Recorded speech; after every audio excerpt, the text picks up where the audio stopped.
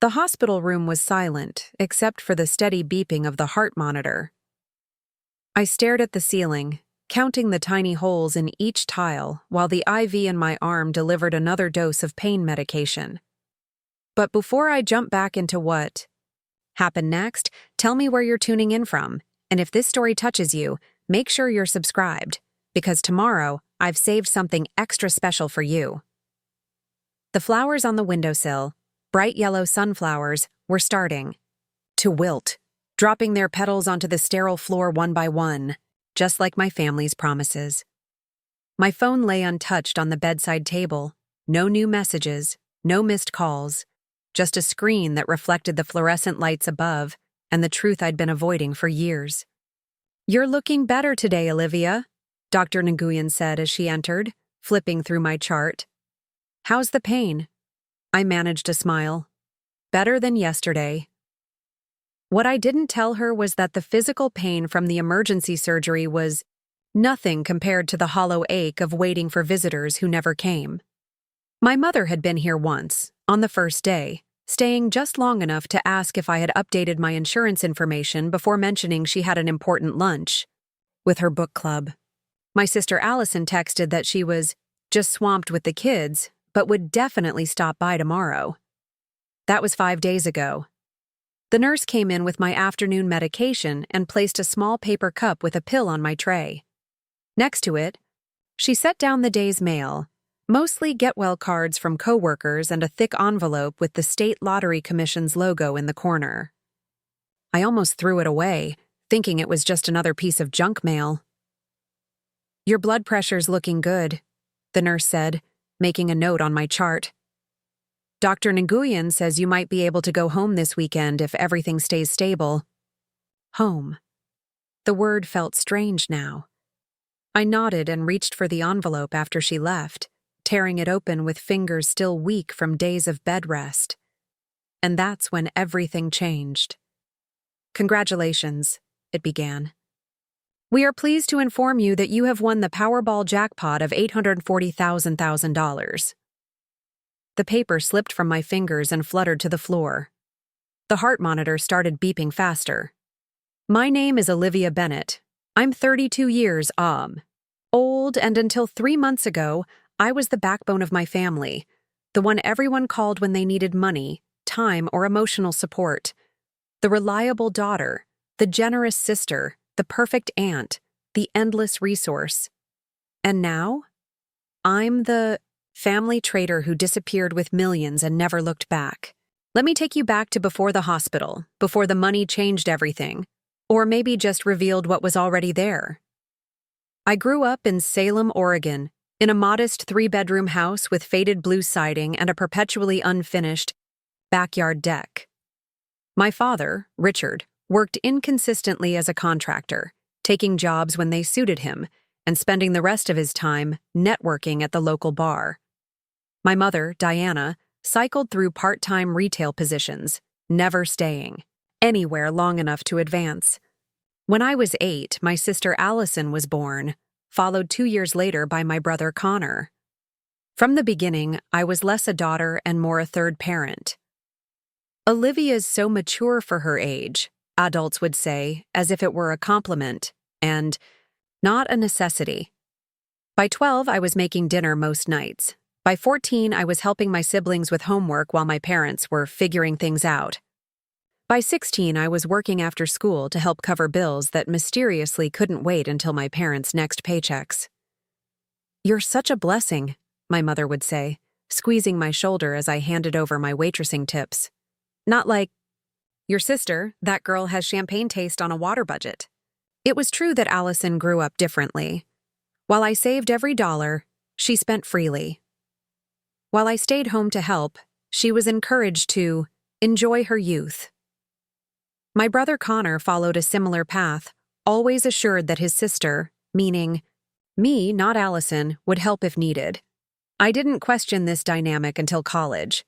I'd earned a partial scholarship to Oregon State, supplemented by 3 part-time jobs that left me perpetually exhausted.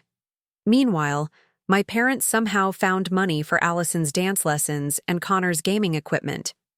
But the real wake-up Call came during my junior year when my mother called, voice tight with worry.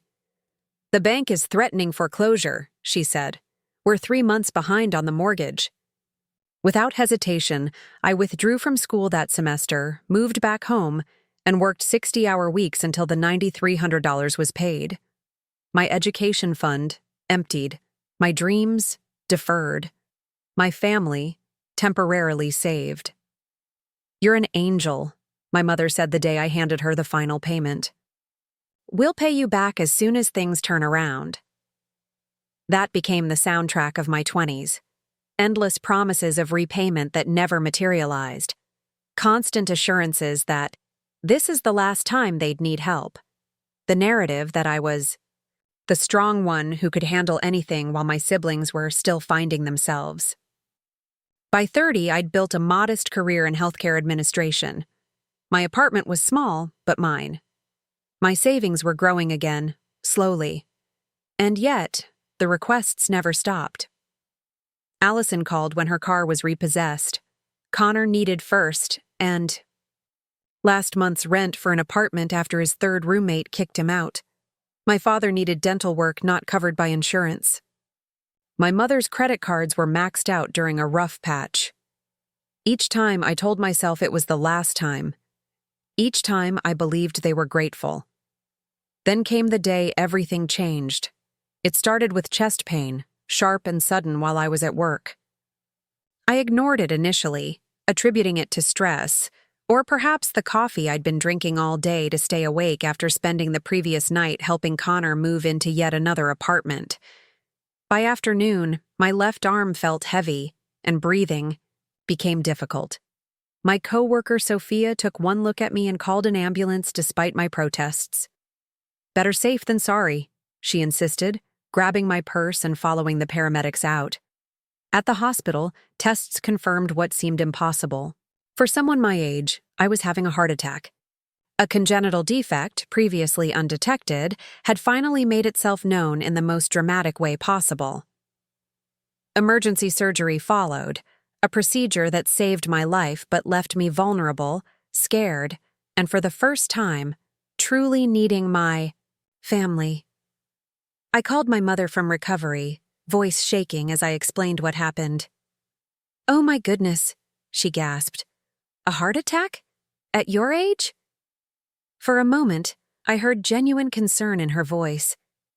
She promised to come right away, to bring everyone, to be there for me. They arrived 3 hours later, my mother, father, Allison, and Connor. They stayed for 45 minutes. My mother kept checking her watch.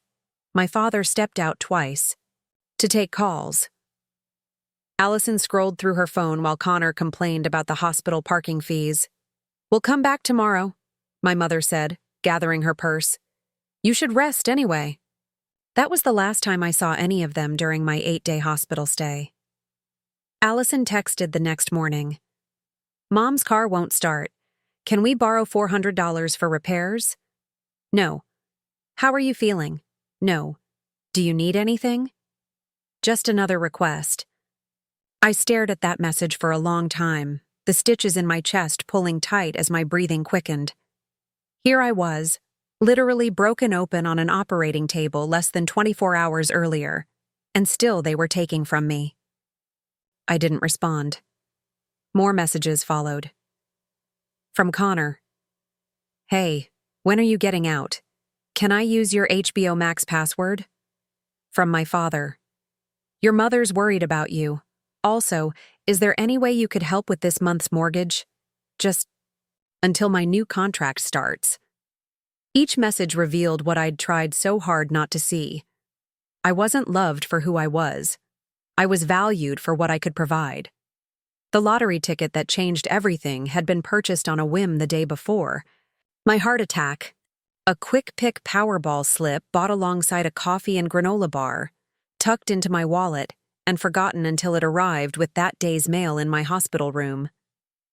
The moment I saw the amount, $840 million, I felt strangely calm, not excited, not overwhelmed, just quiet inside, as if the universe had finally balanced the scales.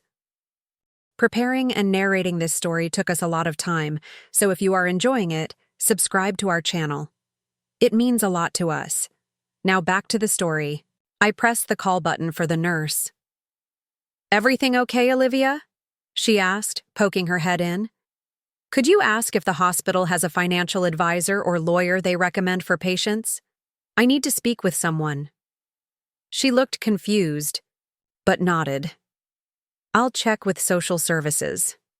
By that evening, I'd made 2 calls, one to a highly recommended estate attorney who agreed to visit me the next morning, and one to Sophia, the only person who had visited me daily since my admission. "I need a favor," I told her. "Can you bring me my laptop and not tell anyone you're coming?" The next morning, the attorney, a practical woman named Helen Zhao with kind eyes and a no-nonsense attitude, sat beside my bed reviewing the winning Sao ticket. "This is legitimate," she confirmed. "But before we proceed, you should know that lottery winners' names become public record in Oregon unless you take specific steps." For the next hour, she outlined my options. I could claim the prize in my name and face immediate publicity. I could create a trust or LLC to provide some anonymity. I could take the lump sum or payments over time. "What would you recommend for someone who wants to disappear?" I asked. Helen studied me carefully before answering. "The blind trust option would give you the most privacy.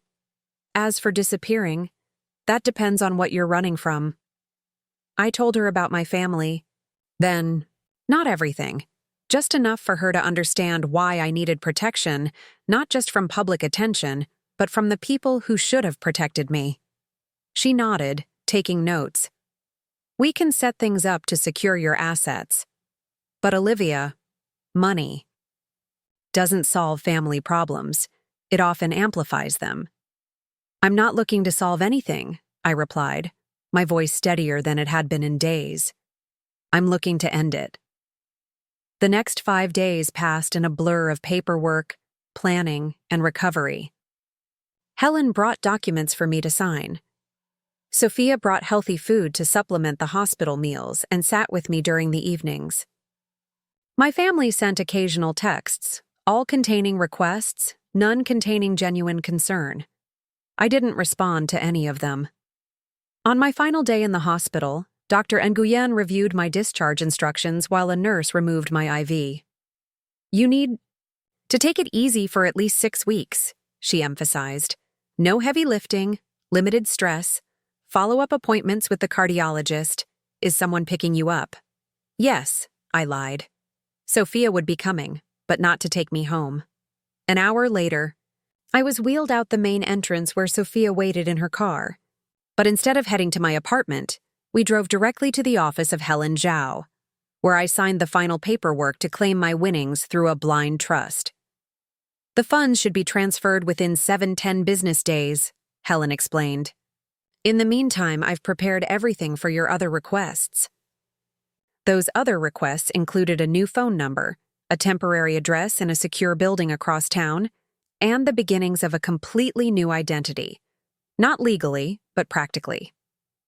Olivia Bennett would still exist on paper, but the Olivia my family knew, the reliable ATM, the emotional support animal, the constant resource, she died on the operating table. They just didn't know it yet. I checked into the extended stay hotel under my new trust's name, powered up my new phone, and finally allowed myself to look at my old one. 37 missed calls, 62 text messages, all from family, all increasingly frantic as days passed without response. The most recent was from my mother. "Olivia, we're worried sick. The hospital said you were discharged, but you're not at your apartment. Please call us immediately. Also, Connor's been evicted again and needs a place to stay. He was hoping to use your spare room." Even now, even thinking I might be dead in a ditch somewhere, they were still asking for something. I set the phone down and stared out the window at the city lights. For the first time in my life, I felt no obligation to respond. No guilt about putting myself first. No responsibility for fixing problems I didn't create. I slept for 12 hours straight. When I woke, the reality of my new situation began to sink in. I was now worth hundreds of millions of dollars. I could go anywhere, do anything, be anyone. The possibilities were disorienting after a lifetime of constraint. But first, I had unfinished business. I spent the morning drafting emails, to my employer resigning my position, to my landlord terminating my lease, to the few friends I'd managed to maintain despite my family's constant demands, explaining that I was taking time away after my health. Scare. Then I opened my laptop and logged into my bank accounts. The accounts my family had access to, joint accounts I'd foolishly created to help them in emergencies, credit cards I'd added them to as authorized users, automatic transfers I'd set up to cover their recurring bills. All of it needed to end. One by one, I closed each connection, canceled each card, deleted each automatic payment. With each click, I felt lighter, as if I was cutting away anchors that had been dragging me under. By afternoon, the calls to my old phone had become frantic. My mother left tearful voicemails about police reports and hospitals. My father's messages turned angry, demanding I stop this childish behavior. Allison switched between concern and complaints about how my disappearance was affecting her children who missed their auntie. I listened to each message with clinical detachment, like a scientist observing specimens under glass. These people, who hadn't bothered to visit me in the hospital, who'd asked for money while I was still connected to heart monitors, now claimed to be worried about my welfare. It was almost funny. On day 3 of my new life, Helen called with news. The funds had cleared. My account now contained more money than I could spend in several lifetimes. She'd also secured a quiet beachfront property on the Oregon coast, a modern glass and cedar house nestled against the forest, invisible from the road and neighboring properties. "It's ready whenever you are," she said.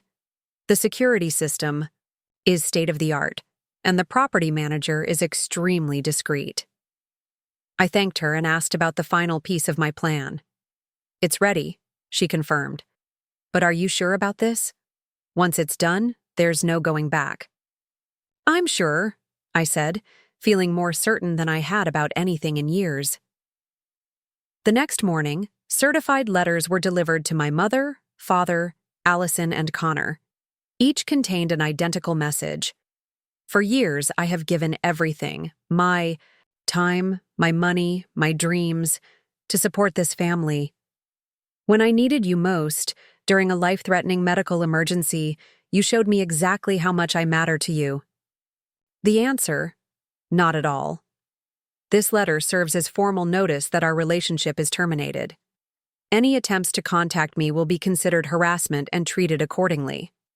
All financial support has ended permanently. Do not look for me. Do not attempt to find me. I am no longer your safety net, your bank, or your solution. Goodbye, Olivia. Each letter also contained a final check, exactly enough to cover 1 month of their respective rent or mortgage payments. One last gift, not out of obligation, but as a clear message. This is all you will ever receive from me. Again. While they were reading these letters, I was already on the road to my new home, the Oregon coastline stretching before me like a promise. Behind me, everything I owned that mattered fit in 2 suitcases.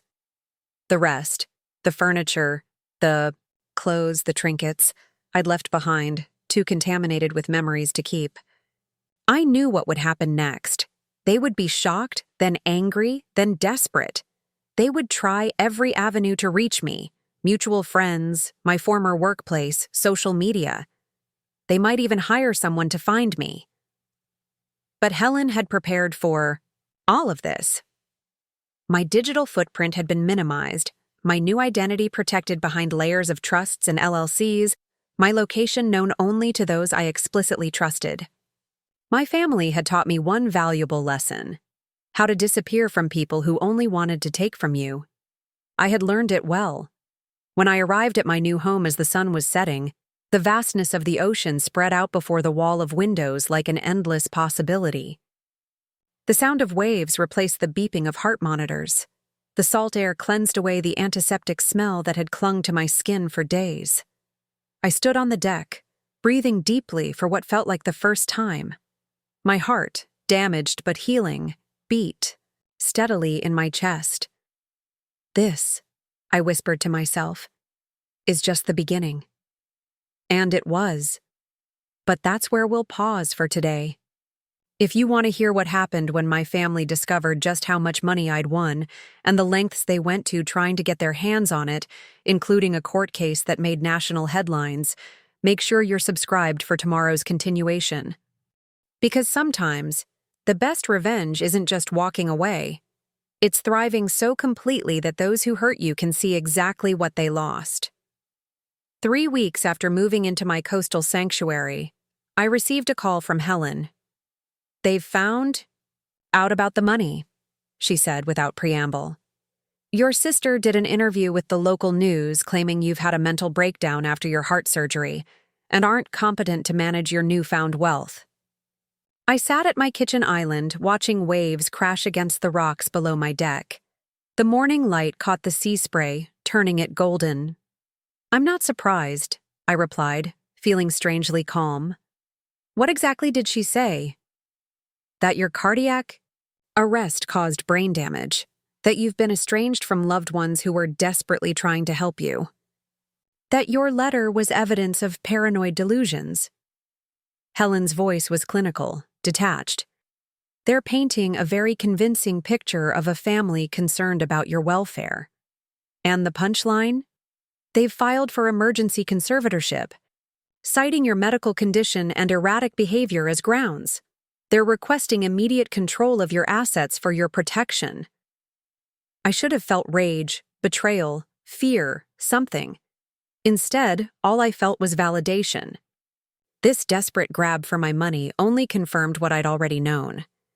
They had never cared about me, only what I could provide. "Do I need to worry?" I asked. "No. We prepared for this, remember? Your medical records clearly show you were fully cognizant during and after your procedure. Dr. Nguyen has already provided a statement confirming your mental competence. The trust structure we established is ironclad, and your prior financial history, all those payments to family members over the years, establishes a clear pattern that supports your decision to cut financial ties." I nodded, though Helen couldn't see me. "And the hearing?" "Scheduled for next week. You don't have to attend in person. We can arrange for you to appear virtually." "But Olivia..." Her voice softened. "Are you sure you want to do this? It's going to get ugly. They'll say terrible things about you." The question hung in the air as I watched a seagull dive into the waves and emerge with a fish. Swift, decisive, no hesitation. "They've been saying terrible things about me for years," I said finally. "The difference is that now they'll be saying them to my face instead of behind my back. Yes, I'm sure." The week leading up to the hearing passed in a strange limbo. I avoided news and social media, knowing my family would be working overtime to craft their narrative. Instead, I focused on healing, both physically and emotionally. Each morning, I walked along the private stretch of beach below my house, feeling my heart grow stronger with each step. Each evening, I sat on my deck watching the sunset, teaching myself to exist without guilt or obligation weighting my every thought. I was learning to breathe again, in more ways than one.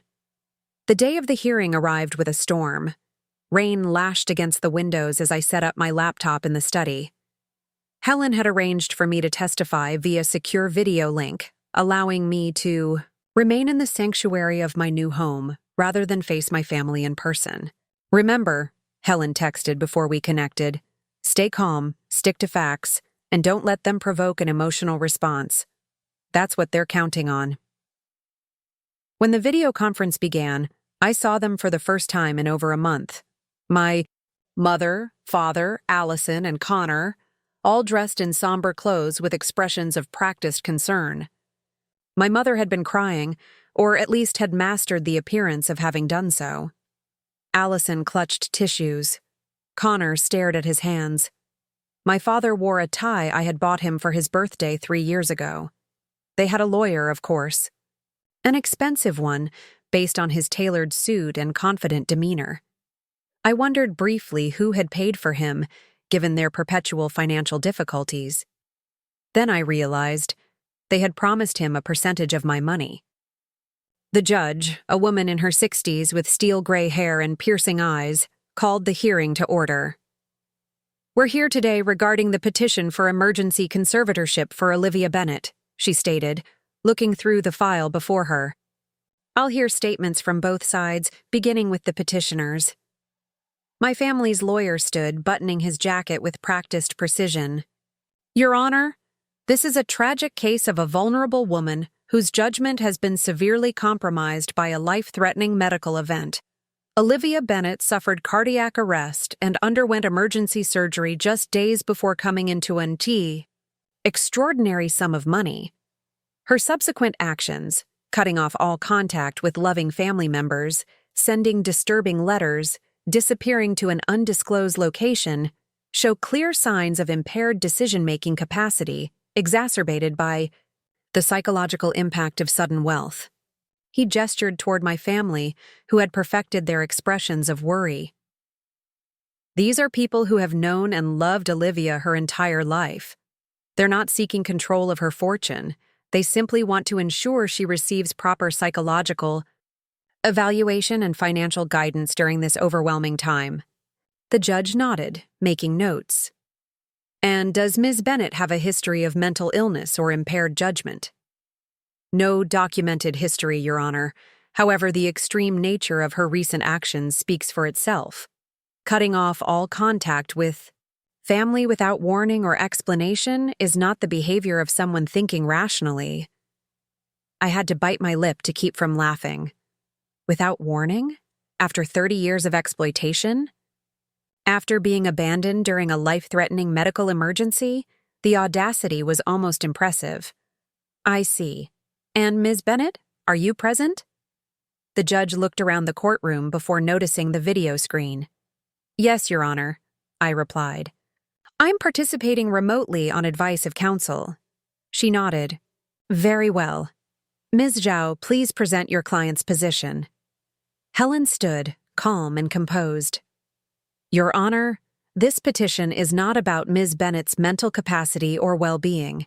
It is, quite simply, a transparent attempt to gain control of her lottery winnings. The timing makes this abundantly clear. While my client was hospitalized for 8 days following cardiac surgery, she received exactly one brief visit from her family on the first day. No follow-up visits, no meaningful check-ins, just requests for money. It was only after learning of her lottery win that they suddenly became concerned about her welfare." She placed a thick folder on the table before her. "I've submitted extensive documentation demonstrating a years-long pattern of financial exploitation by the petitioners. Bank records showing thousands of dollars transferred from Ms. Bennett to family members. Text messages requesting money sent while she was still in the hospital recovering from surgery.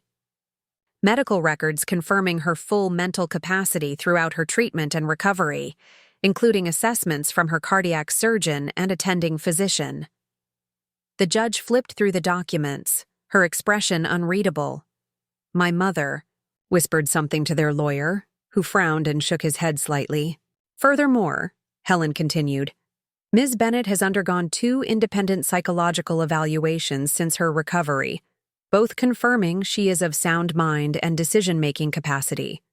She has not exhibited any behavior that would warrant the extreme measure of conservatorship. She has simply chosen to remove herself from relationships that have proven harmful to her health and well-being." The judge looked up from the documents. "I'd like to hear from Ms. Bennett directly. Ms. Bennett, could you please explain your decision to cut contact with your family?" All eyes turned to the screen where my face was displayed. I took a deep breath, feeling strangely calm. This was my moment to speak my truth after decades of silence. "Your Honor, my decision was not sudden or impulsive. It was the culmination of 32 years of being used as a financial and emotional resource without reciprocation. When I was hospitalized with a life-threatening condition, my family visited, briefly on the first day, then disappeared. During the 8 days I was recovering from open-heart surgery, they sent numerous messages, not asking how I was feeling or if I needed anything, but requesting money for car repairs, mortgage payments, and streaming service passwords. I paused, making sure to maintain eye contact with the camera. My voice remained steady. The heart attack forced me to confront my mortality and reassess my priorities. The lottery win gave me the resources to act on that reassessment. I chose to remove myself from relationships that my cardiologist confirmed were contributing to dangerous levels of stress and anxiety, factors that directly impact my cardiac health. The judge nodded. And the letters you sent? Your family? Claims they were erratic and concerning. The letters were direct and honest, Your Honor. After a lifetime of giving without boundaries, I clearly stated that I was ending financial support and requested no further contact. They were not threatening or delusional, just clear boundaries from someone who had never before been permitted to have any. My mother made a small, wounded sound. The performance was impressive, I had to admit. If I hadn't spent 3 decades watching her perfect the art of manipulative displays, I might even have believed it. The judge turned to my family. I'd like to hear from the petitioners. Mrs. Bennett, as Olivia's mother, please explain your concerns about your daughter's mental state. My mother dabbed at her eyes with a tissue. Your Honor, Olivia has always been the responsible one, the family member we could all rely on. This complete personality change is frightening to us. She's always been generous, always helped when we needed it. For her to suddenly cut us off, to accuse us of not caring about her, it's just not like her at all. And why didn't you visit her more during her hospitalization? The judge asked. My mother faltered slightly. We were there the first day, of course, and we would have come more, but I had a terrible migraine, and Allison's children were sick, and Connor had work obligations. We checked in by phone constantly. The hospital records indicate Ms. Bennett received no phone calls to her room except from her colleague, Sofia Rodriguez, the judge noted, reviewing the documents. We texted, Allison interjected quickly. We're a texting family. I see. And these texts primarily contained requests for financial assistance while your sister was recovering from cardiac surgery? Allison's cheeks flushed. That's being taken out of context. We were just trying to keep things normal, not stress her with how worried we were. Olivia always wants to help. It makes her feel needed. The judge's expression remained neutral, but I saw something flicker in her eyes. Recognition, perhaps, of the manipulation at play. After nearly 2 hours of testimony, including statements from my father and brother that contradicted each other on several key points, the judge called for a brief recess to review all documentation. How do you think it's going? I asked Helen via text while we waited. Your family isn't doing themselves any favors, she replied. Their story keeps shifting, and the judge has noticed. Stay steady for the final stretch. When court resumed, the judge looked directly at the camera connecting me to the proceedings. Ms. Bennett, I have one final question for you. If this petition is denied, what are your intentions regarding your family going forward? I considered my answer carefully. Your Honor, I have no desire for reconciliation at this time. The patterns established over decades won't change overnight, especially when motivated by financial gain rather than genuine remorse. I've created boundaries that protect my physical and emotional health, and I intend to maintain them. That said, I harbor no ill will toward my family. I simply wish to live my life without the obligation to sacrifice my well-being for theirs. The judge nodded, then turned to address the courtroom. Having reviewed all testimony and documentation in this matter, I'm prepared to rule on this petition. She removed her glasses and looked directly at my family. I find no evidence whatsoever supporting the need for conservatorship. Ms. Bennett has demonstrated clear decision-making capacity, rational thinking, and appropriate boundaries. What I do find evidence of is a concerning pattern of financial exploitation by the petitioners, followed by this transparent attempt to gain control of Ms. Bennett's assets once she chose to end that exploitation. My mother began to protest, but the judge held up her hand. Mrs. Bennett, I strongly advise against interrupting. This petition is denied. Furthermore, I am issuing a restraining order preventing the petitioners from contacting Ms. Bennett in any way for a period of 6 months, after which time she may choose whether to modify or extend it. She turned back to the camera. Ms. Bennett, while I cannot tell you how to manage your personal relationships, I commend your courage in establishing boundaries that protect your health and well-being. This court recognizes your full autonomy to make decisions regarding your assets and your associations. With a sharp rap of her gavel, it was over. My family sat stunned as Helen gathered her documents, nodding slightly to me through the camera before the connection ended. I sat in silence for several minutes after the hearing concluded, watching the storm outside begin to subside. Rain still fell, but sunlight was breaking through the clouds, creating luminous patches on the churning ocean below. It felt symbolic somehow, the storm passing, light returning, clarity emerging after chaos. My phone buzzed with a text from Helen. Congratulations, you're officially free. Free. The word felt foreign yet perfect. I walked through my house to the deck and stood in the light rain, face tilted toward the emerging sun. For the first time in my adult life, I had no obligations to fulfill, no emotional debts to pay, no one to please but myself. That evening, as I sipped tea watching the sunset paint the sky in shades of pink and gold, I made a list in my journal. Not of obligations or responsibilities, but of possibilities. Things I wanted to explore, learn, become, places I wanted to see, causes I might support, lives I might touch in ways that filled rather than drained me. I thought about the others out there, the reliable ones, the fixers, the family ATMs, slowly, drowning under the weight of one-sided relationships.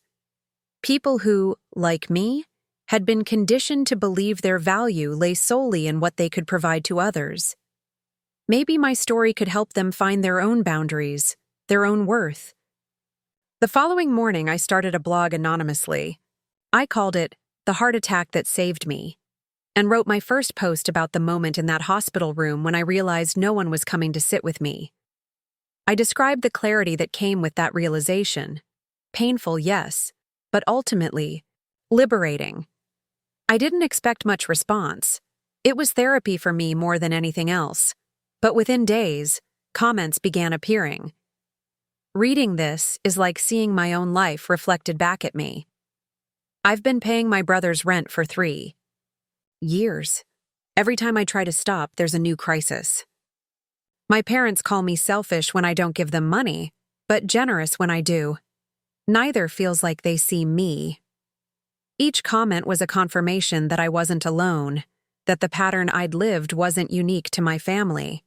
It was a common dynamic, the designated giver surrounded by practiced takers, maintained through manipulation disguised as love. As weeks passed, my heart grew stronger, physically and emotionally. The blog community grew too, becoming a space where the reliable ones could speak their truth, share strategies for establishing boundaries, and celebrate small victories in reclaiming their autonomy. 6 months after the hearing, on a clear, autumn day, I received notice that the restraining order against my family was expiring. I had the option to extend it, but after careful consideration, I chose not to. Not because I wanted contact, but because I no longer feared it. Their power over me, the guilt, the obligation, the emotional manipulation, had dissolved. I didn't reach out to them, and for several weeks they didn't contact me either. Then, on an ordinary Tuesday afternoon, An email arrived from Allison. The subject line read simply, "I understand now." My finger hovered over the delete button.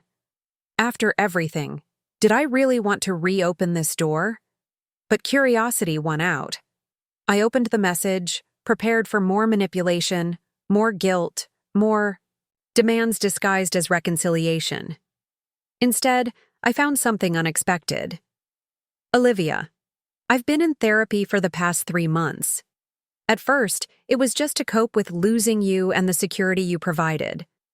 But somewhere along the way, I started to see our family and myself more clearly. I saw how we treated you. How I treated you.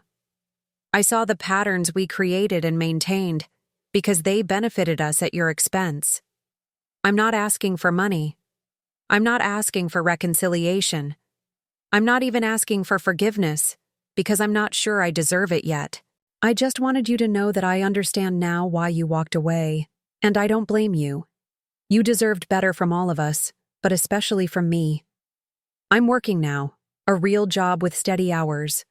I'm learning to stand on my own feet without using others as crutches. It's hard and humbling, and some days I hate it. But it's also showing me strengths I never knew I had because I never had to use them before. That's all. You don't need to respond. I just wanted you to know. I read the email 3 times, searching for the hidden agenda, the subtle manipulation, the trap. But it seemed genuinely free of expectations. I closed my laptop without replying, not ready to engage but allowing myself to acknowledge a small, quiet hope that perhaps Allison was beginning her own journey toward health and autonomy. Not for my sake. I wasn't ready to re-enter her life in any capacity, but for hers. 3 days later, I made a significant decision. Using a portion of my lottery winnings, I established a foundation dedicated to supporting survivors of financial abuse and exploitation, particularly within families. We would offer emergency grants, legal assistance, financial literacy education, and psychological support for people working to establish boundaries and rebuild their lives. I named it Phoenix Rising, for all of us who had to burn down our old lives to emerge renewed from the ashes. As I signed the final documents establishing the foundation, I thought about the heart attack that had nearly ended my life, but ultimately saved it. How sometimes we need to break completely to discover what we're truly made of. How crisis can become clarity if we're brave enough to listen to its message. My family had trained me from childhood to give and give and give until I was empty. They never expected me to discover that my worth wasn't measured by what I provided to others, but by what I dared to claim for myself. Now, with each sunrise over my peaceful coastal home, with each person the foundation helped, with each small choice I made for my own well-being without apology, I was redefining what it meant to be the reliable one. Reliable to myself first. Reliable in maintaining boundaries. Reliable in recognizing my own value. That, I realized, was the true wealth I'd gained, far more precious than any lottery jackpot. The Phoenix Rising Foundation headquarters occupied a renovated warehouse overlooking Portland's Willamette River. Inside, exposed brick walls contrasted with modern furniture in soothing blues and greens, colors of healing, of water, of growth. I walked through the open workspace where 20 staff members typed at computers, held meetings in glass-walled conference rooms, or spoke quietly on phones. Each person here was dedicated to a singular mission, helping others escape financial exploitation by family members. It had been 18 months since the conservatorship hearing. 18 months of building something meaningful from the ashes of my former life. The foundation now offered emergency grants, legal support, temporary housing, and therapy for people trapped in situations similar to my past. We operated in 3 states, with plans to expand nationwide within 5 years. "Olivia!" called Sophia, walking toward me with a tablet in hand. My former co-worker was now the foundation's operations director, the first person I'd hired, and the one who understood most intimately why this work mattered. The Anderson case was approved. We're getting her relocated next week. I nodded, feeling the quiet satisfaction that came with each person we helped. Teresa Anderson was a 65-year-old widow whose adult children had systematically drained her retirement accounts while convincing her she was developing dementia. Our investigation had proven both her competence and their exploitation. Now we were helping her move to a new city where she could rebuild her life beyond their reach. Perfect. Make sure she has 3 months of living expenses covered while she settles in, I replied, and connect her with the support group in Eugene. Sophia made a note on her tablet. Already done. Also, Dr. Lawrence called. She wants to know if you'll speak at the psychological conference next month about financial coercion in families. I hesitated. Public speaking meant visibility. Visibility meant risk. Risk that my family would find me, that the careful barriers I'd constructed would crack. Though the restraining order had expired a year ago, I'd maintained my privacy through legal structures, private property holdings, and selective anonymity. The foundation operated under my direction, but not my name. Tell her I'll consider it, I said finally. Send me the details. Sophia nodded, understanding my caution. One more thing. There's someone here to see you. She doesn't have an appointment, but she's been waiting for 2 hours and refuses to leave without speaking to you personally. We don't do walk-ins, Sophia. Have intake do an initial assessment and she says she's your sister. The words stopped me cold. Allison. Here. In my sanctuary. How did she find me?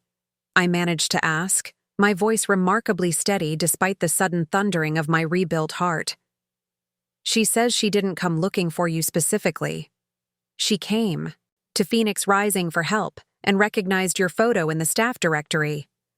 Sophia watched me carefully. Do you want me to have security escort her out? Did I? Part of me wanted exactly that, to maintain the clean break, the boundaries that had allowed me to heal. But another part, a quiet, curious part, wondered what could possibly bring Allison to a foundation dedicated to helping victims of family financial abuse. No, I decided. I'll see her. Conference room 3. Give me 5 minutes, then bring her in. The small conference room had a wall of windows overlooking the river. I stood watching boats navigate the current, gathering my thoughts, preparing for whatever manipulation or demand awaited me. When the door opened, I didn't turn. Immediately. Olivia. Her voice was different somehow, less entitled, more hesitant. I turned slowly. The woman before me was not the Allison I remembered. Her designer clothes had been replaced with simple jeans and a worn sweater. The highlighted hair was now its natural brown, pulled back in a practical ponytail. Most striking was her expression, uncertain, vulnerable, lacking the practiced charm she'd wielded like a weapon for so many years. Hello, Allison, I said, my voice neutral. Sophia says you came to the foundation for assistance. She nodded, clutching her purse with white-knuckled fingers. I didn't know it was yours, I swear. I found it online when I was searching for help. Help with what? Dad and Connor. She swallowed hard. After you left and the money stopped, things got worse. Dad started gambling, trying to solve the problem, he said. Connor lost his job, moved back home, started drinking more. They maxed out Mom's credit cards, took loans against her car. When that wasn't enough, they started pressuring me. She looked down at her hands. At first, I gave them what I could. It seemed fair after everything you'd done for years. But they kept wanting more, and when I couldn't give it, they got angry. Said I was selfish, ungrateful. Started showing up at my apartment at all hours demanding money. Where's Mom in all this? I asked, still standing by the window, maintaining distance. She left 6 months ago, moved to Arizona with a man she met online. She blocked all our numbers. Allison gave a bitter laugh. Guess she learned something from you after all. I didn't rise to the bait. And you came here because last week I came home and found Connor had broken in. He'd taken my laptop, jewelry, even the emergency cash I kept hidden in a book. When I confronted him, he said I owed the family after all they'd done for me. Her voice cracked. It was like hearing myself from 2 years ago, what I must have sounded like to you. Entitled, demanding, completely blind to how toxic it all was. I studied her face, looking for signs of deception, the manipulative tears she'd mastered as a teenager. Instead, I saw something new, genuine shame, fear, exhaustion. So you need money, I stated flatly. No. She looked up, alarmed. God, no. That's not why I'm here. I came because I need help getting away from them. The foundation website said you help people create exit plans, establish boundaries, find safe housing away from financial abusers. That's what I need. I've saved some money. I have a job I can transfer to another branch. I just need guidance, security measures, someone who understands what it's like to have family who see you as nothing but a resource. The irony was almost too perfect. Allison, who had participated in my exploitation for years, who had laughed when Tyler mocked my generosity, who had expected endless support while offering nothing in return, now found herself in the very position she had helped create for me. And you didn't know this was my foundation? I asked, still skeptical. Not until I saw your photo in the lobby directory. She hesitated. I almost left then. Figured you'd have security throw me out. But I've got nowhere else to go, and I thought, maybe you of all people would understand. I considered her words carefully. Throughout my healing journey, I'd worked to release the anger, the resentment, the hurt my family had caused. Not for their benefit, but for mine. Carrying that weight had contributed to my heart condition. Letting it go was essential to my recovery. But forgiveness didn't mean reconciliation. It didn't mean allowing toxic people back into my life. It simply meant I was no longer allowing their actions to poison my present. The foundation has protocols, I said finally. Every client goes through the same process. Intake assessment, safety planning, resource allocation. No exceptions, not even for family. I understand, she said quietly. If you're serious about this, you'll work with our team. I won't be directly involved in your case. She nodded. That's fair. I moved to the phone on the conference table and pressed the intercom. Sophia, please have Marcos from Intake come to conference room 3. As we waited in silence, I found myself searching for some emotion, anger, satisfaction, vindication at seeing Allison brought low. Instead, I felt only a professional compassion, the same I'd feel for any client seeking our services. The personal connection, the sisterhood we'd never truly had, was gone, cauterized by necessity and choice. Why did you email me last year? I asked suddenly, remembering her message about understanding and therapy. Was that part of some longer game? She looked surprised. No. I meant what I wrote. After everything fell apart, I was angry at first, furious that you'd abandoned us. She made air quotes around the word. But my therapist helped me see the patterns, how we'd all used you, how I'd learned from Mom and Dad to treat you like an ATM instead of a person. She shook her head. The email was just acknowledgement, I guess, not expecting anything back. And now you're living the consequences, I observed. Karmic justice, right? Her attempt at a smile faltered. Turns out when you build your life on taking from others, you never develop the skills to stand on your own. I'm learning that the hard way. A knock at the door interrupted us. Marcos, our intake specialist, entered with a clipboard and gentle smile. I understand we have a new client? I nodded, stepping away from the table. This is Allison. She needs our full services package. Safety assessment, relocation planning, financial counseling, therapy referrals. Standard protocol. Marcos nodded, professional and warm. Of course. Allison, I'll be helping you through our intake process. We'll start with a comprehensive evaluation of your situation and develop a personalized safety plan. As I moved toward the door, Allison called after me.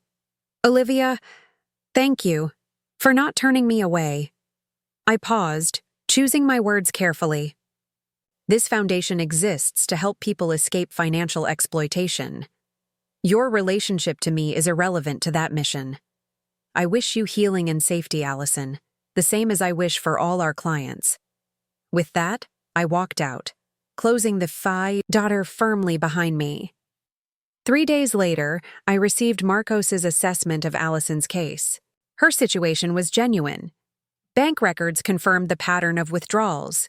Police reports documented Connor's break-in, and her psychological evaluation showed classic signs of someone emerging from long-term family financial abuse, both as victim and former perpetrator. The foundation approved her case. We would help her relocate to Tacoma, establish new banking accounts with security measures, connect her with a support group and therapist, and provide 3 months of supplemental income while she established herself in her company's Washington office. I signed off on the file without emotion, the same as I did for dozens of cases each month. This was not about family reconciliation or personal redemption. It was about the foundation's mission, helping people break free from cycles of exploitation, regardless of their past. That evening, as I walked along the private beach below my coastal home, I reflected on the strange symmetry of Allison's situation. 2 years ago, I had walked away from a family that saw me only as a provider. Now she was doing the same, having experienced firsthand what it felt like to be valued only for what you could give. My phone buzzed with a text from Dr. Lawrence about the psychology conference. After meeting Allison, my hesitation about public speaking had shifted. Perhaps it was time to step more fully into the light, to use my experience, and yes, my name, to reach more people trapped in cycles of family financial abuse. I'll do it, I texted back. Send the details. The following month, I stood at a podium in Seattle's convention center, looking out at a sea of mental health professionals eager to better understand family financial exploitation. My presentation slides were ready, my talking points organized. But as I prepared to begin, I decided to go off script. My name is Olivia Bennett, I began. 2 years ago, I nearly died from a stress-induced heart attack at the age of 32. While recovering in the hospital, I received exactly one brief visit from my family. What I did receive were text messages asking for money, car repairs, and streaming service passwords. A murmur went through the audience. By extraordinary coincidence, I also won the lottery during my hospital stay, $840 million that transformed me overnight from financially comfortable to enormously wealthy. When my family discovered this, they suddenly became deeply concerned about my welfare. I allowed myself a small, knowing smile. So concerned, in fact, that they attempted to have me placed under conservatorship to protect me from my own decisions, specifically, my decision to stop financially supporting them. For the next hour, I outlined the psychological dynamics of family financial abuse. The grooming process that begins in childhood with phrases like, "You're so responsible," and "Your sister needs more help than you." The guilt tactics that keep competent adults locked in cycles of giving.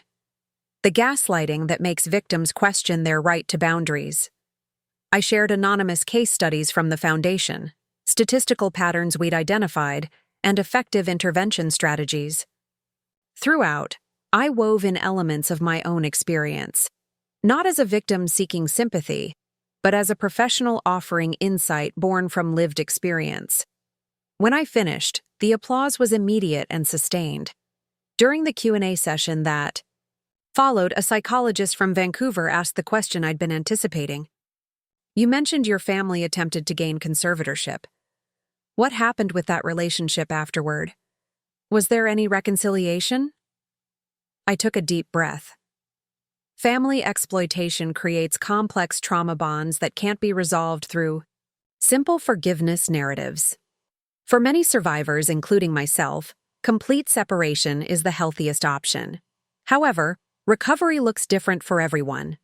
Recently, a family member who had participated in my exploitation found herself in a similar situation and sought help from my foundation. Murmurs of surprise rippled through the audience. We provided the same services we would offer any client, without special treatment. This isn't a story about reconciliation.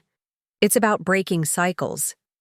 Sometimes the most powerful outcome isn't returning to harmful relationships. It's building new connections based on mutual respect rather than exploitation. As the session ended, mental health professionals crowded around with business cards, collaboration proposals, and invitations to speak at other events. My visibility was increasing, precisely what I'd avoided for so long. Yet somehow, the fear that had kept me hidden had diminished. Perhaps it was the successful outcome of the conservatorship hearing, which had legally validated my competence and autonomy. Perhaps it was seeing Allison humbled, seeking help to escape the very dynamic she had once perpetuated. Or perhaps it was simply time, the gradual healing that comes with distance, purpose, and building something meaningful from pain. Whatever the reason, I found myself accepting invitations, scheduling interviews with carefully selected journalists, and gradually allowing Olivia Bennett to emerge from the protective anonymity I'd constructed around myself. 2 weeks after the conference, I received a package at the foundation office. Inside was a small hand-thrown ceramic bowl glazed in blues and greens that swirled like ocean waves. A note accompanied it. Made this in therapy. Art helps, apparently. Moving to Tacoma next week. Thank you for showing me there's a way out. I placed the bowl on my office windowsill where sunlight caught its glazed surface, refracting patterns onto the wall behind my desk. Not a peace offering exactly, nor a request for relationship. Simply an acknowledgement between two people who had survived the same storm. One I had escaped first, creating a path that others, even those who had once contributed to my pain, might eventually follow. That evening, driving home along the coastal highway, I felt a lightness I hadn't expected. Not happiness exactly, but something adjacent to it. A quiet acceptance that healing rarely follows the narratives we expect. Sometimes the person who hurt you finds themselves in your exact position. Sometimes helping them break free of the very system that hurt you becomes part of your own liberation. The sun was setting as I pulled into my driveway, painting the sky in fierce oranges and purples. I stood for a moment watching the colors deepen, thinking about phoenixes and fires, and the strange, unpredictable ways we sometimes rise from our own destruction. My phone buzzed with a text from Helen. Saw your conference talk online.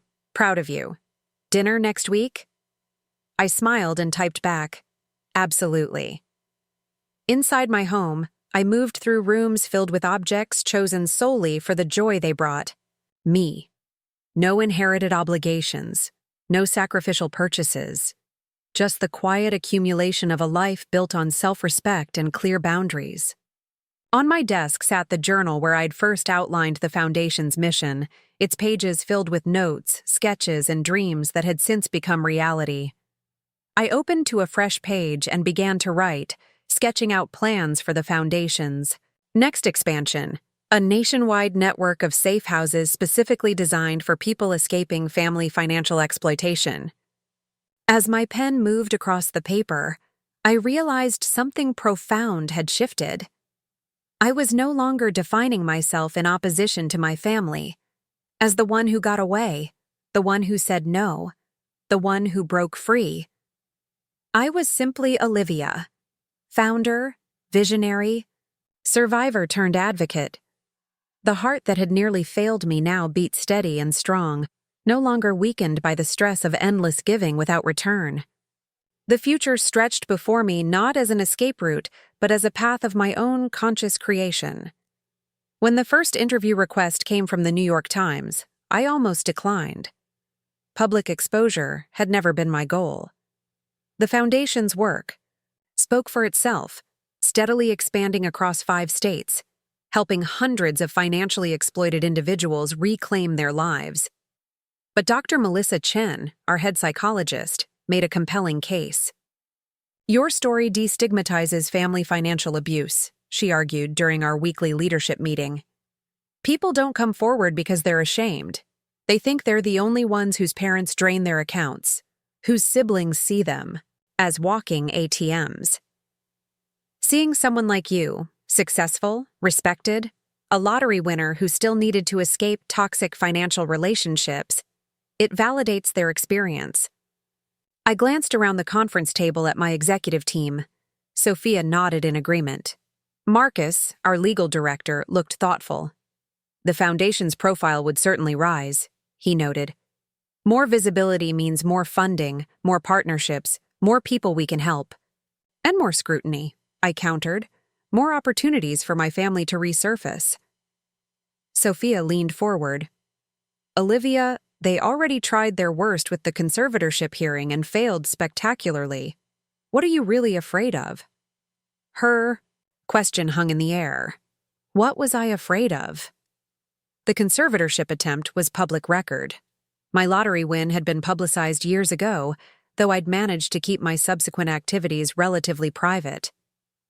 The foundation operated under my name now, no longer hidden behind layers of anonymity. I'm afraid of being reduced to a sensational headline, I said finally. Lottery winner cuts off family. Like the money is the only reason my boundaries were justified. Dr. Chen nodded. That's exactly why you should control the narrative. The journalists will write about you either way. The question is whether you want your perspective included. 3 days later, I sat across from Catherine Martinez, a veteran financial journalist known for her thoughtful coverage of wealth psychology and family dynamics. She'd agreed to my conditions. Focus on the foundation's work and the broader issue of family financial exploitation, not just my personal lottery story. Most people think financial abuse only happens in romantic relationships, I explained, as we sat in my office overlooking the river. But family financial exploitation is insidiously common, particularly among adult children supporting parents or siblings.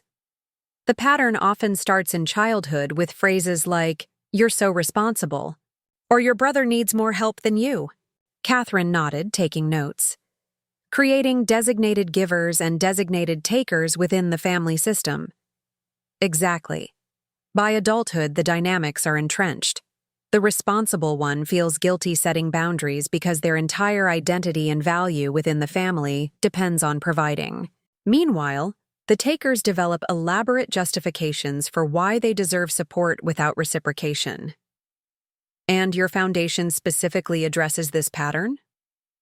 We offer comprehensive exit strategies, legal protection, financial counseling, housing assistance, therapy. When someone decides to break free from financial exploitation, they often lose their entire support system at once. We become their temporary scaffold while they rebuild. Catherine studied me thoughtfully. You're speaking from personal experience, obviously. Your own family situation became public during the conservatorship hearing, but you've rarely discussed how winning $840 million affected those dynamics. I had prepared for this pivot. The lottery didn't create the exploitation. It merely magnified patterns that already existed. When I was hospitalized with a life-threatening condition, my family visited once briefly, then disappeared. What didn't disappear were their financial demands, even as I recovered from emergency surgery. The money gave you options most people don't have, Catherine observed. Yes. Financial independence allows for cleaner breaks, but our foundation exists because most people don't win lotteries. They need practical strategies to establish boundaries with fewer resources. Catherine closed her notebook. May I ask something off the record? I hesitated, then nodded. Do you ever miss them? Your family? The question caught me by surprise, not because journalists hadn't asked before, but because my answer had evolved. I miss the family I thought I had, I said carefully.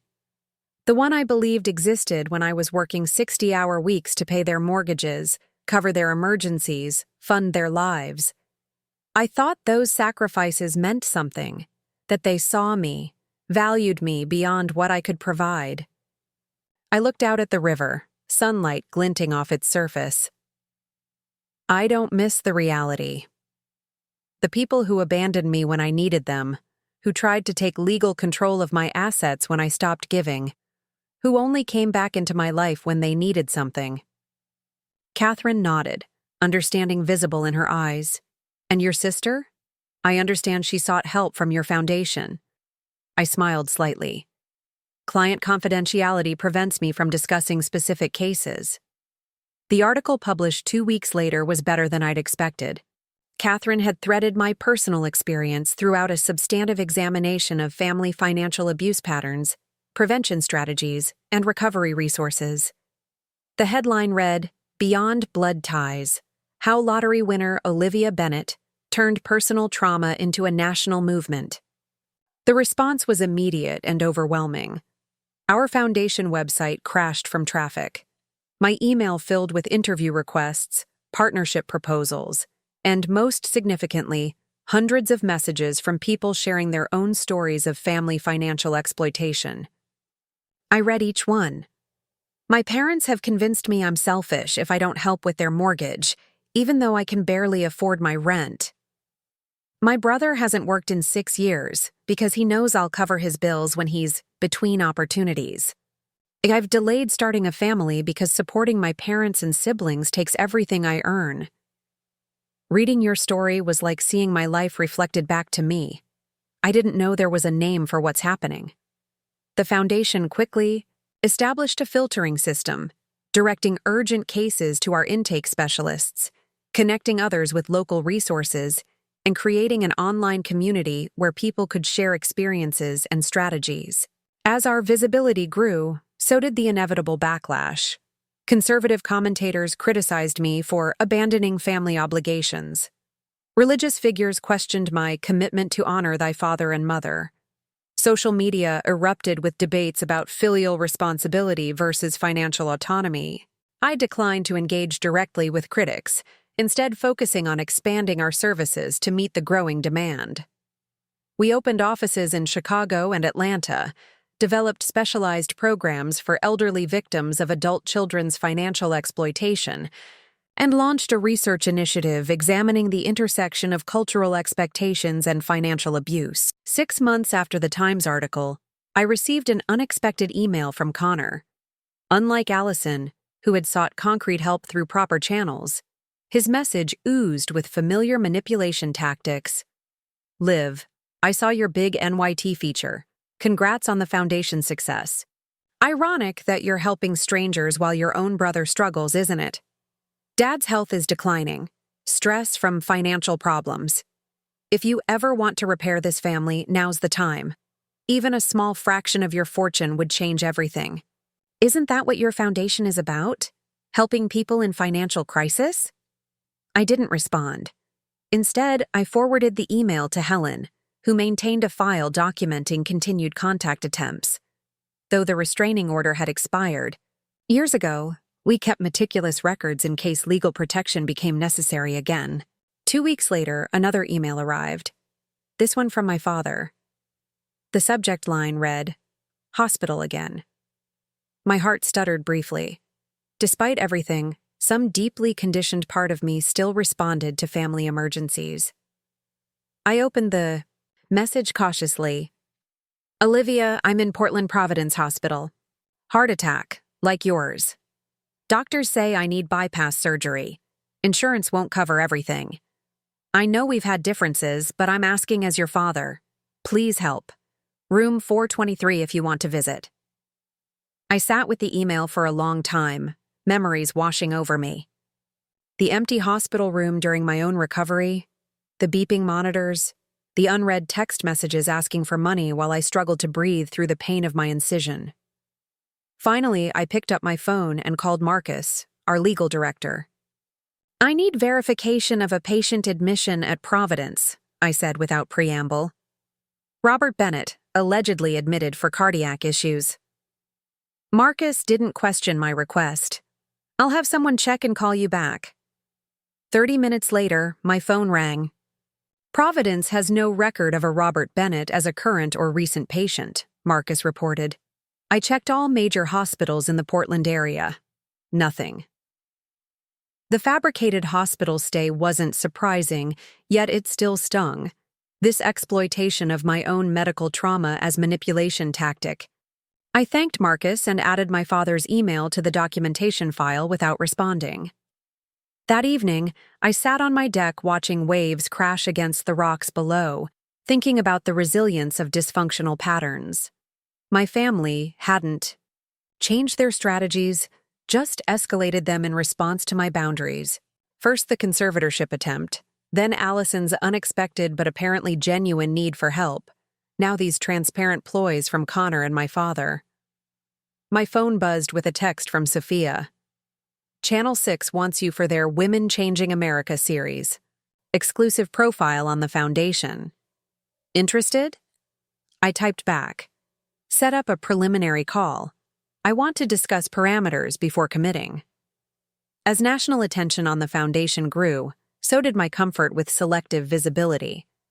I now gave keynote speeches at psychological conferences, testified before state legislative committees considering enhanced penalties for elder financial exploitation, and occasionally granted interviews to journalists who demonstrated nuanced understanding of our work. The foundation had grown to 65 employees across 7 states. We'd helped over 2,000 clients escape financially exploitative relationships, providing everything from emergency relocation assistance to long-term therapy and career counseling.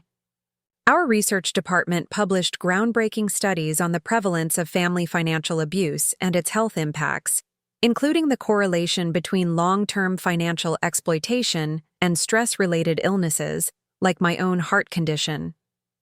3 years after the Times article, I received an invitation to speak at a Harvard Medical School symposium on the physiological impacts of chronic financial stress. The event would bring together cardiologists, neurologists, psychologists, and financial wellness experts to explore connections between economic pressure and physical health outcomes. I accepted immediately. This intersection of financial exploitation and medical consequences represented the next frontier of our foundation's advocacy, helping healthcare providers recognize and address family financial abuse as a public health issue. The symposium was scheduled for early October, coinciding with the 5-year anniversary of my cardiac episode. The significance wasn't lost on me as I prepared my presentation, reviewing slides that showed elevated cortisol levels in financial exploitation victims, increased incidence of hypertension, and dramatically higher rates of stress-induced cardiomyopathy, the very condition that had nearly killed me. 2 weeks before the Harvard event, Sophia knocked on my office door, her expression uncharacteristically hesitant. "Your mother's outside," she said quietly. "Security called up. She doesn't have an appointment but insists on seeing you. Says she's been trying to reach you for months." I set down my pen, surprised by my own calm. 5 years ago, this ambush would have triggered anxiety, anger, perhaps even fear. Now I felt only a distant curiosity. Did she say what she wants? Sophia shook her head. "Just that it's urgent and personal. We can have security escort her out if you prefer." I considered my options. Unlike Connor's manipulative email or my father's fabricated hospitalization, my mother had taken the direct approach, appearing in person at a secure building where she'd need to provide identification and pass through security protocols. That suggested either genuine urgency or remarkable commitment to whatever scheme she'd devised. "I'll see her," I decided. "In the visitor conference room, not my office. And I want you to interrupt after 15 minutes with an urgent call, regardless of how the conversation is going." But I had recognized something valuable in witnessing her reckon with her choices as her life narrowed to its final chapter. "How was your flight?" she asked, her voice thin but present. "Smooth. The Foundation's Atlanta office needed attention. Anyway, So I'll head there after. I let the sentence trail off, unwilling to name the obvious. She nodded, understanding. After I'm gone. The directness was new. The mother I'd grown up with had specialized in emotional smokescreens, manipulative indirection, tactical vulnerability. This woman before me spoke plainly, without the familiar manipulative undercurrents. I brought something for you, I said, reaching for the gift bag. From your birthday in 1995. Her brow furrowed in confusion as I placed a small, tissue-wrapped object in her hands. She unwrapped it carefully to reveal a clay turtle, crudely formed by a child's hands, painted in uneven strokes of green and blue. You made this, she breathed. In 3rd grade. I nodded. You told me it was the best gift you'd ever received. You kept it on your bedside table for years. Then one day it disappeared. I asked where it went, and you said you'd given it to Goodwill because you were decluttering. She closed her eyes, pain crossing her features that had nothing to do with her physical condition. But you found it. In the trash, behind the garage. I rescued it and kept it all these years. I never understood why something you claimed to treasure ended up discarded without a second thought. She clutched the turtle gently, tears sliding down her hollow cheeks. I was angry with you. You'd refused to babysit Allison so I could go to a party. It was petty, cruel revenge. She looked up, meeting my eyes directly. That's the truth I wouldn't have told you before. I punished you for setting a boundary by destroying something you were proud of creating. The admission hung between us, simple and devastating in its honesty. Thank you for bringing it back to me, she whispered, for letting me hold something you made before everything became so broken. I nodded, throat tight with unexpected emotion. Not grief exactly, but acknowledgement of what had been lost. The mother-daughter relationship we might have had if exploitation hadn't become its foundation. The foundation just received a major grant, I said, changing the subject. We're expanding our housing program for people leaving financially abusive situations. Safe transitional apartments where they can rebuild while protected from those who've exploited them. You've created something extraordinary, she said. Something that will outlive both of us. She hesitated, then added, I've changed my will. What little I have, the condo in Phoenix, my savings, I've left to Phoenix Rising.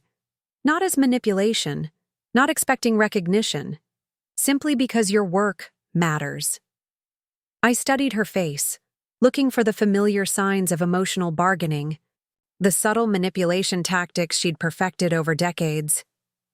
I found only transparent sincerity, the clarity that sometimes comes when pretense falls away before death.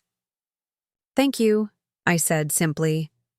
We sat in silence as afternoon light shifted through the room, casting long shadows across the floor.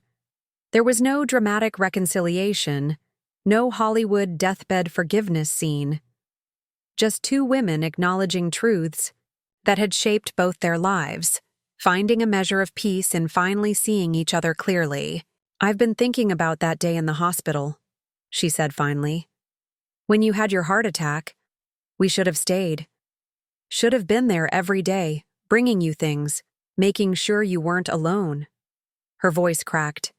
Instead, we asked for money, car repairs, mortgage payments, while you were attached to heart monitors. I nodded, the memory still sharp despite the years between. I don't expect you to forgive that, she continued, or any of it. The patterns were too deep, too long established. But I want you to know I understand now what we did. How we treated the person who gave us everything as if she was nothing. I'm sorry, Olivia. Truly sorry. In all our decades, together, I had never heard those words from her without qualification, without subtle blame shifting, without implied expectation of continued support despite the apology. I believe you, I said finally. We talked for another hour as the sun dipped toward the horizon. Not about the past primarily, but about my current life. the Foundation's research initiatives, my coastal home, the psychology conference where I'd be keynoting next month. She listened with genuine interest, asking thoughtful questions without inserting herself into the narrative. When the hospice nurse came to administer evening medication, I knew it was time to leave. I stood, gathering my purse, suddenly uncertain about the appropriate goodbye. We weren't huggers, had never been physically demonstrative in the ways some families are. "I'll call tomorrow," I said, "and I'll be back next week." She nodded, eyes already growing heavy from the medication. "Olivia," she murmured as I reached the door, "the lottery didn't make you extraordinary. You always were. I just couldn't see it through my own needs." 3 days later, my mother slipped away quietly in her sleep. I was in Atlanta when the hospice called, standing in our newest foundation office as staff arranged desks and unpacked supplies. The news didn't shock me. Her decline had accelerated rapidly, but it settled heavily nonetheless. The small memorial service was attended primarily by hospice staff and a few friends from her Phoenix retirement community.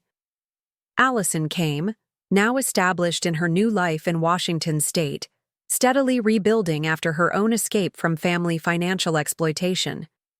My father and Connor did not attend, having cut contact when they realized no financial support would be forthcoming from either Diana or me.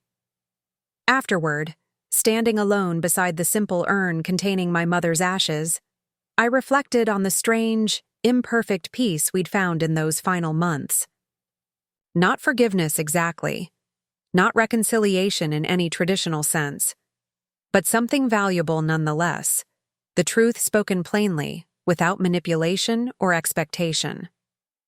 I placed the small clay turtle beside the urn, this childish creation that had traveled such a complicated path between us.